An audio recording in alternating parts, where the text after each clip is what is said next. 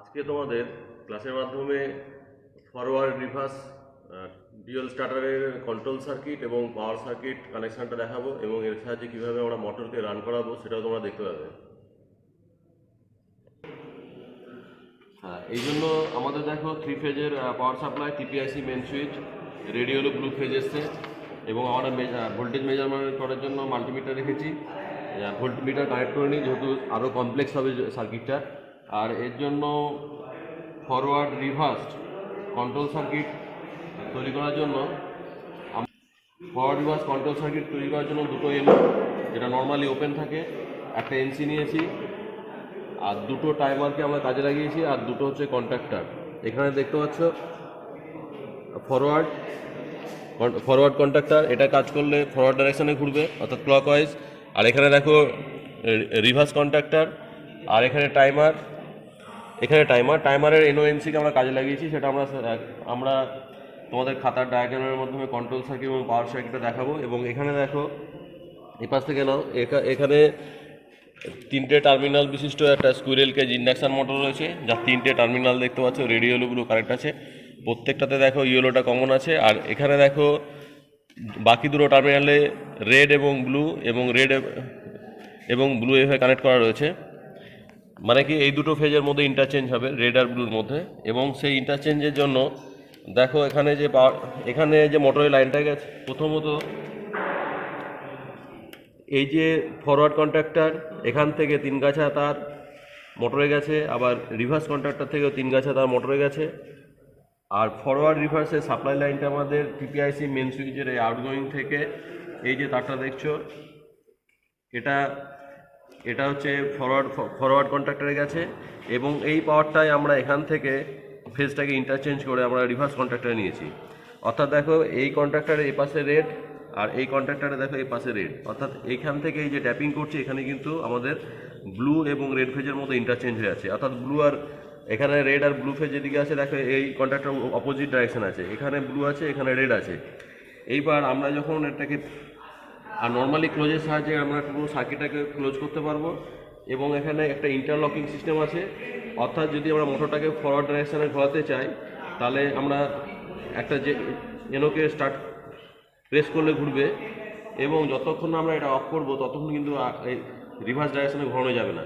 তাহলে এই total connection প্রক্রিয়াটা তোমরা দেখে নিয়েছো যে মেন ইনকামিং এবং এই ইনকামিং থেকে এই পাওয়ার লাইন এসছে, পাওয়ার লাইনটা আমরা খাতার ডায়াগ্রামের মাধ্যমে তোমাদের দেখিয়ে নেব। এবার দেখো ক্লোজলি,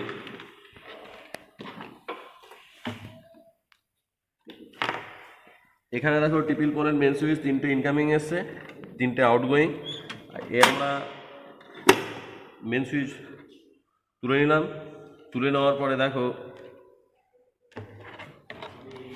এইখানে আমাদের লাইন চলে আসবে।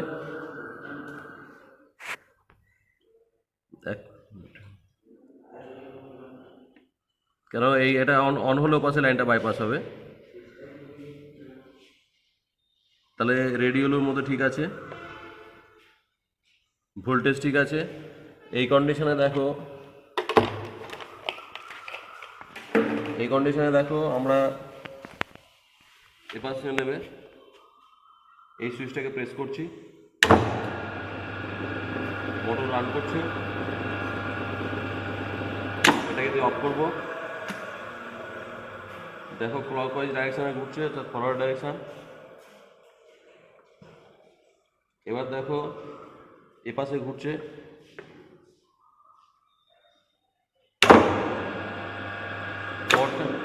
আমরা প্রেস করেছি,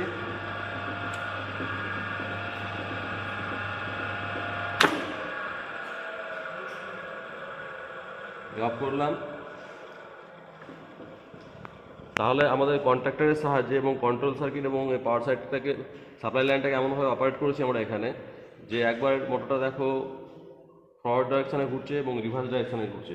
আবারও এটা দেখে নাও,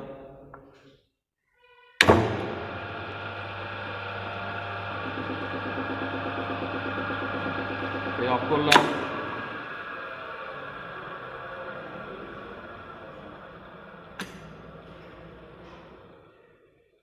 এবার ডাইরেকশনটা আবার দেখে নাও,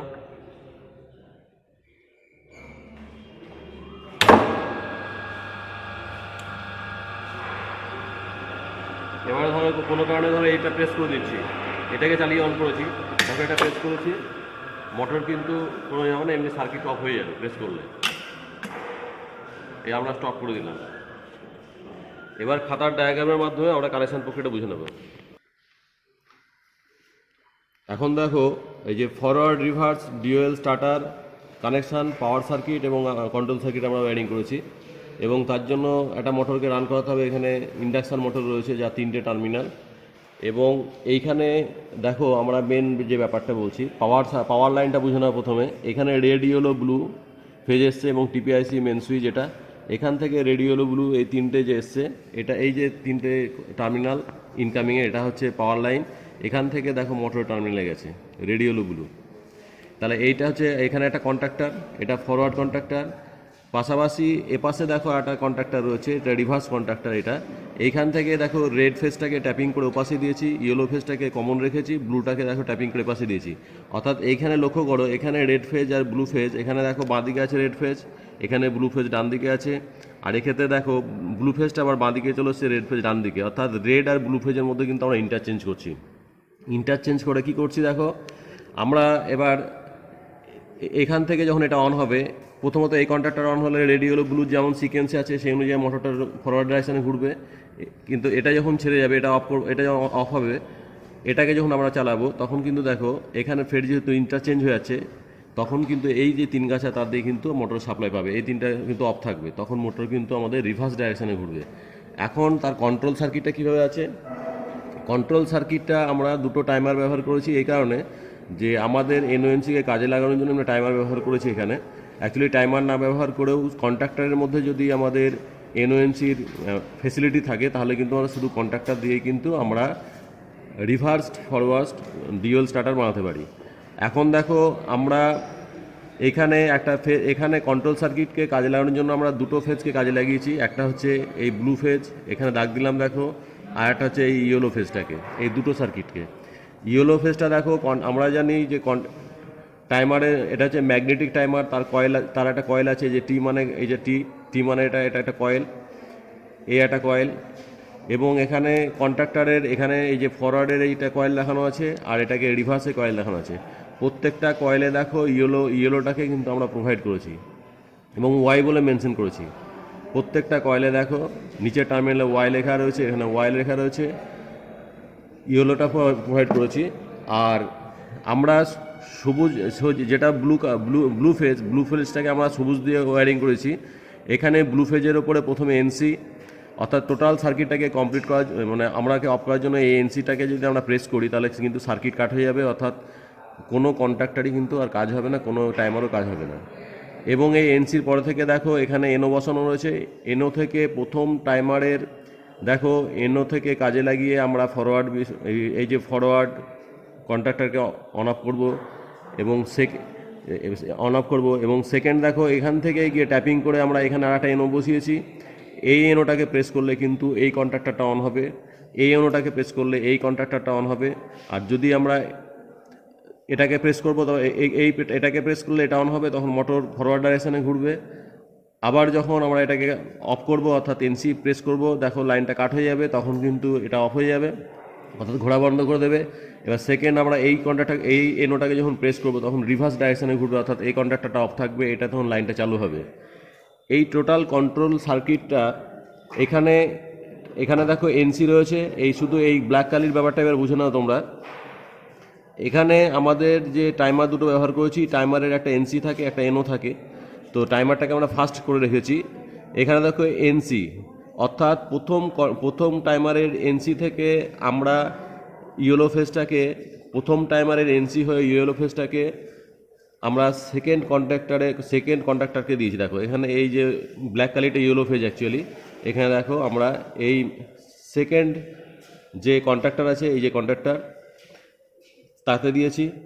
আবার সেকেন্ড টাইমারের যে এনসি থেকে এখান থেকে লাইনটা নিয়ে গিয়ে কিন্তু দেখো ফরওয়ার্ড কন্ট্রাক্টরে দিয়েছি। এই যে ব্ল্যাক কালির যে ব্যাপারটা দেখছো, এই ওয়ারিংটাকে বলছে অর্থাৎ ইন্টারলকিং মানে কি, এখানে ফরওয়ার্ড কন্ট্রাক্টর বা রিভার্স যে কন্ট্রাক্টর আছে, দুটো কিন্তু একসঙ্গে অপারেট হবে না।